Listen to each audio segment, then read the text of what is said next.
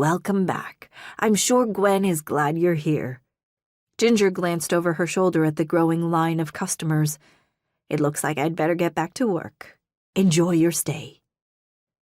Wynne took a bite of her sandwich, which was very good, and glanced at her watch. It was close to 3:30 when Gwen had said she'd be getting off work. She searched through the windows to see if her sister was anywhere close, then shrugged. Easily distracted, Gwen would get here in her own time. She had a lot on her plate. A successful Valentine's weekend in the rearview mirror, a new fiancé, a house remodel she was spearheading, a job that kept her running. Her sister's life was a good one, if you could get it. It must be nice to be living the dream. A small, very small, part of Wynne was kind of jealous. Not a lot, just a little bit. Gwen had worked hard for what she had. On Wynne's side of the court, it wasn't the smartest thing she'd ever done, agreeing to a fake marriage with Ian so he could make partner at his firm.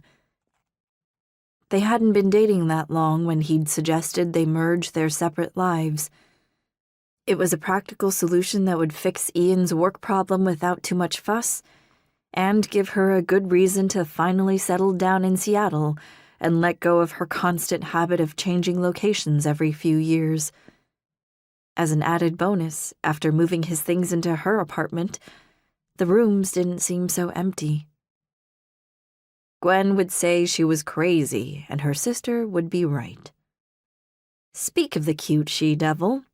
Gwen pushed open the coffeehouse door, the brass bell over her head giving a lively little jingle. Wynne took another gulp of coffee before standing as Gwen made her way over and enveloped her in a strong hug. "I'm so glad you're here." "Me too." Wynne held on tight, really glad she'd made it this far, even though she wasn't planning to stay longer than she had to. A new life was waiting for her, but the one thing she didn't want to do was disappoint her sister. She pulled back. "Can I get you a cup of coffee?" "I'll get it." It didn't take Gwen long to return and slide into the chair on the opposite side of the small round table. "What a busy day." "Too much work for the newly engaged woman?" Wynne grinned. Gwen wrapped her hands around the cup and leaned on her elbows. "I know your romantic life is none of my business, but tell me what really happened with Ian. I can't believe he broke up with you because you have no staying power. That makes no sense. You can hang in there longer than anyone else I know." Great. Too smart for her britches. It hadn't taken her sister long to take a swing at the one subject Wynne wished to avoid. And the no staying power comment had been the best she could come up with at the time.